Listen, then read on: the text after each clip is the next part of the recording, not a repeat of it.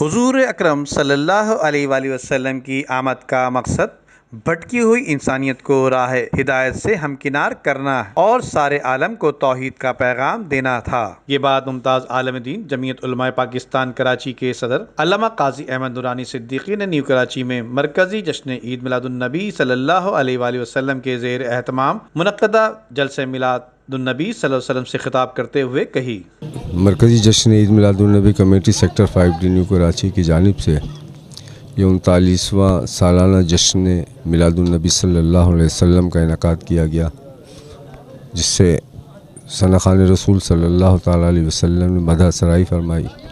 علماء اکرام نے میلاد کی مناسبت سے اپنی تقاریریں کی اور تمام سامعین نے بڑے جوش و خروش کے ساتھ، بڑی محبت کے ساتھ اپنا پورا وقت دیا اختتام تک۔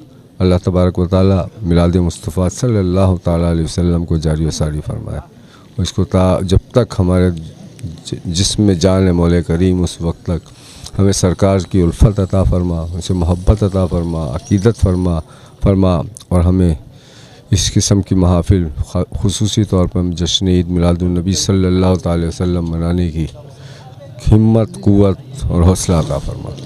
ہمارا یہ شروع سے ہمارا مسئلہ ہے کہ 10 ربیع الاول کو بعد نماز عشاء محفل میلاد مصطفیٰ صلی اللہ علیہ وسلم کا انعقاد ہوتا ہے۔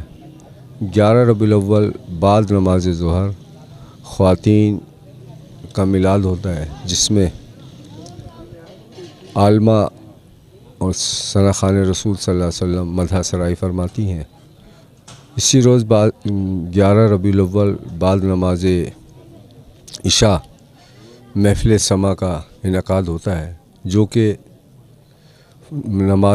اذان فجر سے پہلے نبی پاک صلی اللہ علیہ وسلم کی بارگاہ میں ہدیہ درود و سلام پیش کرتے ہیں۔ اس کے بعد از نماز فجر لنگر عام ہوتا ہے، اور یہ سلسلہ جاری و ساری ہے۔ اللہ تبارک و تعالیٰ اس کو جاری و ساری رکھے اور ہم سب کا حامی و ناصر۔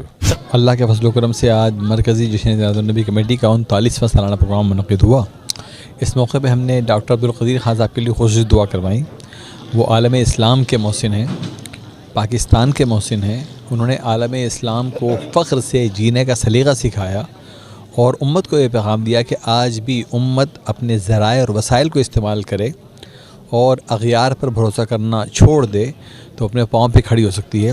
ان کی وجہ سے پاکستان کو تمام دنیا میں سرخروئی عطا ہوئی۔ وہ پاکستان کا سرمایہ افتخار تھے اور ان کی یاد ہمیشہ ہمارے دلوں میں باقی رہے گی۔ اصل میں امریکہ کے دلال اور غیر ملکی ایجنٹ جب یہاں حکمراں بن جاتے ہیں تو وہ ایسے فیصلے کرتے ہیں۔ جنرل پرویز مشرف ایک انتہائی غیر ملکی ایجنٹ کا کردار ادا کر رہا تھا۔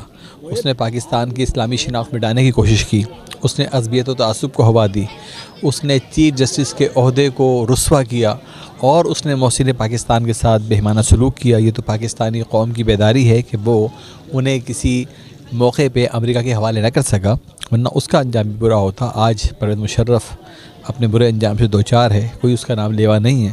تو جو بھی پاکستان کے محسنوں کے ساتھ، پاکستان کے نظریے کے ساتھ غداری کرے گا، اس کا انجام برا ہوگا۔ اس موقع پر علامہ نسیم احمد صدیقی نے بھی خطاب کیا، جبکہ اس موقع پر حاجی اسرار احمد صابری، حاجی عبدالصمد، قدیر خان اور دیگر بھی موجود تھے۔